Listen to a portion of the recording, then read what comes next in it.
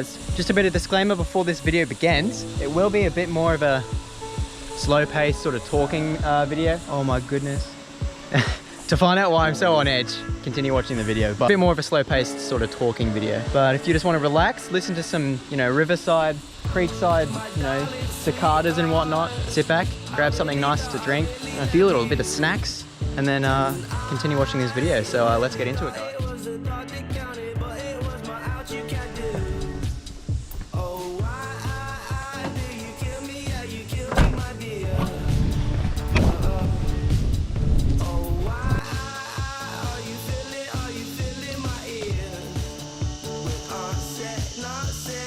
I'm at Mullaney. I'm at the creek. The creek.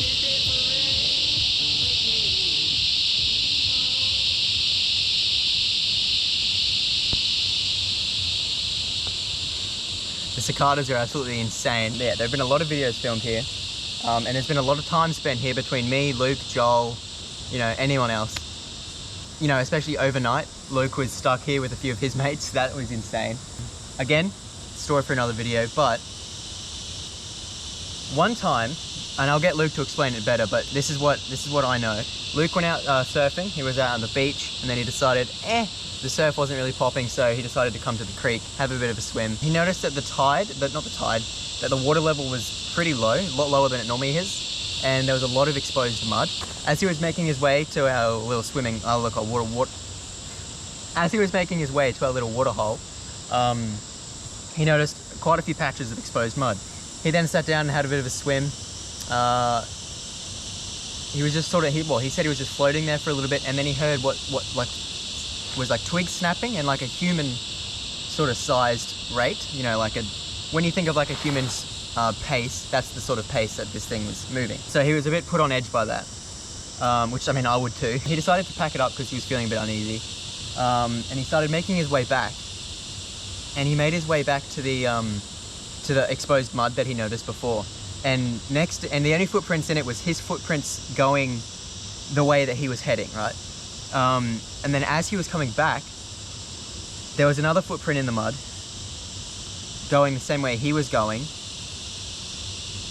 and it wasn't human, but it was about 12 centimeters long, and that's fairly large. That is a large footprint. I'll put some photos in here of what the footprints were. He took some photos of it.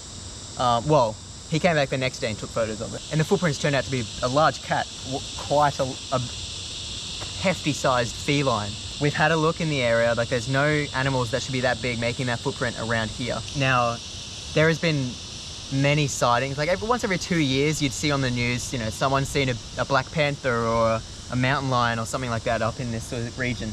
And you always just think, it's just some people that don't know what they're talking about. But to see those photos taken by Luke, you know, like, it really sets it in stone that now, this is completely our opinion, but I'm convinced that there is a big cat out here. There has been stories of a circus that used to happen down in 2002, back in 2002, apparently a circus train got derailed up at Gympie and lost a pair of panthers. That is the story as to why there is panthers or big cats around this area. Yeah, that's the goal in this series. I'm officially making it a series. We're gonna catch footage of this cat. Now it may not be a Black Panther. It may be, you know, a small little bobcat or something, but it's still something with a fairly large footprint that was following Luke that day. I don't know whether it's gonna take 2 weeks, 2 months or 2 years. We're gonna catch footage, you know, we're gonna have game cams, we're gonna have overnight camps. Dude, this is gonna be insane. I should be seeing Luke this afternoon, and I'll get him to run down his version of the story, and I'll put that in here now. So yeah guys, enjoy that. Alright, so what's the date? It's the 6th of the 11th, 2020. It wasn't a super hot day. It was fairly clear, not very overcast at all. Weekday, so Friday. And I went surfing this morning, went up to Noosa, there were no waves. So I went just down to Sunshine Beach where the waves were a bit better, but it was a little bit windier there. So I surfed there for a couple of hours and was sick of getting smashed. So I decided I'd go to Obi Creek for a swim. I was walking down and... Are you alone? Yeah, I was alone. And there were a couple of people around, so it wasn't probably busy for a weekday, I'd say. I went down and the water was probably about 6 inches lower than normal, so you could see like the tide stain. I walked down the track to the creek and then I rock hopped as far down as you can go before you have to swim. And then I walked in the water and there's a little sort of pocket of trees and dirt just around the corner from where 5 metres around this bit of rock from where you can stay dry till. And so I walked out there, and because the water was a bit lower than normal, there was like this strip of mud around the bottom, 2 foot long around the whole way.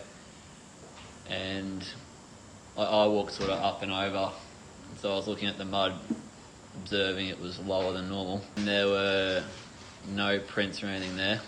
And then I went down and had my swim and sat on the rock for a while and it was probably about 1 o'clock when I got there, and it was probably about 3 o'clock by this point. I was just seeing the water, and then I hear these very clear like footsteps coming down the bush, and it sounded like bipedal, like human. I'm not kidding at all. I'm sitting in the water, like I only head out of the water, and I hear these very clear footsteps coming down, and it would have lasted probably sort of 20 seconds or something. And they were a fairly slow pace step, like someone trudging through the bush sort of thing. With the thought of like a yowie or something in my head, I didn't want to like yell out, like to inquire if it was a person, if it was a yowie, and then scare it away.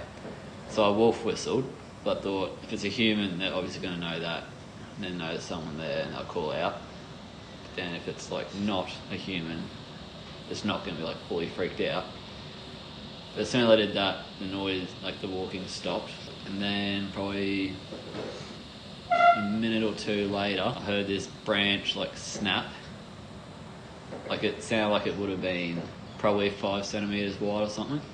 Like a fairly substantial branch, like cracking and splintering sort of thing. And then between those two bits, I sort of saw something flash up in the trees. Not like a branch move or anything, because it wasn't windy down there. So after all that, I was a bit freaked out, so I started swimming back. And then I climbed up over the rocks to where the mud bit had been previously. And there's these paw prints on it, like the size of my palm. Like what kind of paw prints? Well, I assumed dog, but then I was talking to Dad about it before, and then Fraser as well, and they both said it could have been like a cat, because there are reports of some Black Panthers or something. Yeah, I've heard about that. Out there. And so these tracks, because I looked at them for a minute in just like bewilderment, and they came up out of the water, and then it turned around and went back down into the water. Yeah. So obviously whatever it was had seen me coming down, and then it started following me, and then going back, and I'm assuming it, because the track that goes the whole way, from the track you walk down to get to the creek, it forks off, and it goes the whole way up around the ridge line. It's like a 10k loop or something to Condalula Falls. Yeah. And it sounded like a real skinny track, like those tracks we were walking on it, they weren't hiking. Yeah. So I'm assuming it has gone up and around, and then seen and or smelt me again. I was fully freaked out. I bet. That's a big cat if it's the size of your palm. That's a pretty decent size. Like not even a big dog is that. Alright guys, so I've been sat here for a bit. Haven't seen or heard anything. Which I was expecting, you know, I wasn't expecting to go out and find a footprint. But I might head my way back, make my way back, head back, I don't know how to say that. Yeah.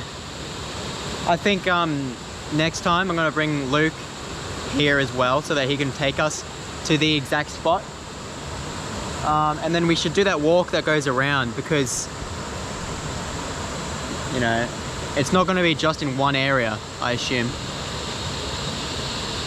But I keep looking up into the trees, onto the branches, and thinking I see something, but it's weird. You don't feel like the predator, you feel like the prey, you know. I've never really felt like that before. The closest I've ever felt to this is, you know, at Fraser at night if there's a dingo around. But even then, they're visibly scared of you, you know. If you get up, they'll run away. But yeah, I don't know. There's something different about this. I'm gonna make my way back now. And if I see anything, I'll let you know. If not, then thanks for watching, guys. Thanks for tuning in. Thanks for coming along on this slower paced video. Nice scenery though. This place is lovely. But yeah, this is part one, I guess, of the Panther series. Not sure how often we're gonna get videos out of this. But if you are keen for another episode of searching, maybe even using the game cam, you know, setting it up overnight somewhere,